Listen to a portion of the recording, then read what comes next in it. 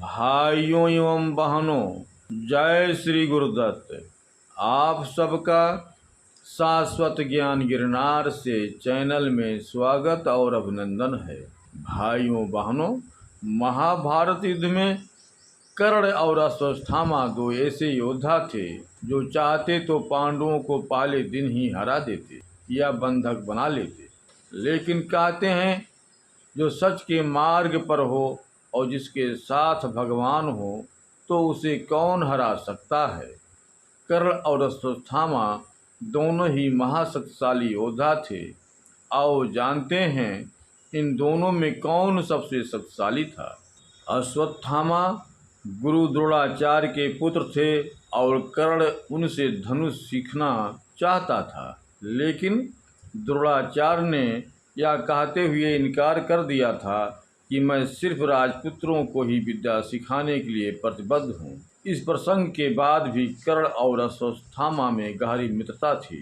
सूर्यपुत्र कर्ण और द्रोण पुत्र अश्वत्थामा में गहरी मित्रता थी। वे दोनों साथ साथ आखेट करते और कई मामलों में वो साथ ही रहते थे। कर्ण के पास जहाँ दिव्य कवच और कुंडल था, वहीं अश्वत्थामा के माथे पर एक दिव्य मणि थी जो उसे अजर अमर और पराजय बनाती थी। महाभारत के युद्ध में अश्वत्थामा ने ही एक बार कर्ण को बचाया था। एक बार अश्वत्थामा की रक्षा के लिए भी कर्ण ने अपना खास हथियार चलाया था। कर्ण ने भगवान परशुराम को ज्ञात हर हथियार सीखा था और इसीलिए उसके पास अश्वत्थामा से ज़्यादा दिव्य हथियार थे। दोनों ही ब्रह्मास्त्र चलाते, लेकिन कर्ण को परशुराम ने यह श्राप दिया था कि जब तुझे इस अस्त्र की आवश्यकता होगी तो तू इस विद्या को भूल जाएगा। और दूसरी ओर अश्वत्थामा ब्रह्मास्त्र चलाना तो जानता था, लेकिन उसे वापस लेना नहीं जानता था। कर्ण ने कुश्ती में जरासंध को हरा दिया था। कर्ण ने अपने धनुष की नोक से 10,000 हाथियों वाले भीम को कुरुक्षेत्र में घसीटा था। श्री कृष्ण ने स्वयं 2 बार उल्लेख किया है कि घटोत्कच के अलावा कोई भी इतना शक्तिशाली नहीं था कि वह रात में कर्ण का सामना कर सके।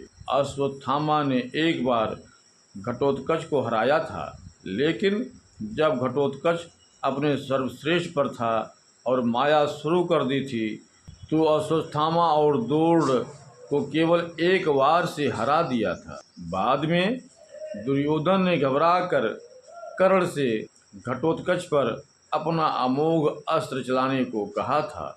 इंद्र से प्राप्त कर्ण ने उस अचूक अस्त्र को अर्जुन के लिए बचा कर रखा था, जिसे वह एक बार ही इस्तेमाल कर सकता था, लेकिन घटोत्कच ने त्राही त्राही मचा रखी थी। तब कर्ण को मजबूरन उस पर यह अस्त्र चलाना पड़ा था। अश्वत्थामा को युद्ध में अजेय माना जाता था और युद्ध के दौरान कई योद्धा उससे डरते थे। कर्ण शक्तिशाली होते हुए भी अजेय नहीं था। अश्वत्थामा को मारना नामुमकिन था, लेकिन कर्ण को अर्जुन ने मार दिया। कर्ण के पास इंद्र भगवान शिव और उनके पिता सूर्य द्वारा दिए गए दिव्य हथियार थे जो उन्हें युद्ध में एक दुर्जेय परधंधी बनाते थे। अश्वत्थामा गुरु द्रोणाचार्य के पुत्र थे और उन्हें दिव्य हथियारों के इस्तेमाल में उनकी विशेषता के लिए जाना जाता था और विशेष रूप से ब्रह्मास्त्र के इस्तेमाल में कुशल थे, जो व्यापक विनाश करने में सक्षम एक शक्तिशाली हथियार था। कर्ण शक्तिशाली होते हुए भी अश्वत्थामा को हरा नहीं सकता था। ऐसा इसलिए क्योंकि अश्वत्थामा को अमर होने का वरदान था और उसके सिर पर एक शक्तिशाली मणि भी थी जिसे केवल देवता और स्वयं वह निकाल सकता था। कर्ण एकमात्र ऐसा व्यक्ति था जिसने अंतिम युद्ध के दौरान अर्जुन को 4-5 बार परास्त किया। अर्जुन उसे निष्पक्ष रूप से नहीं मार सका और इसीलिए वह निहत्थे होने पर मारा गया। कर्ण और अश्वत्थामा दोनों के पास अमरता का स्रोत था। कर्ण के पास उसका कवच और अश्वत्थामा के पास उसकी मणि। कर्ण ने अपनी कवच को खो दिया और फिर वह अश्वत्थामा से अधिक शक्तिशाली था। सोचो क्या होता अगर अश्वत्थामा ने अपनी मणि नहीं खोई होती तब। भाइयों बहनों, अब हम अपने शब्दों को यहीं पर विराम देता हूँ। पुनः मिलेंगे अगले वीडियो में। जय श्री गुरुदत्त, जय श्री गुरुदत्त।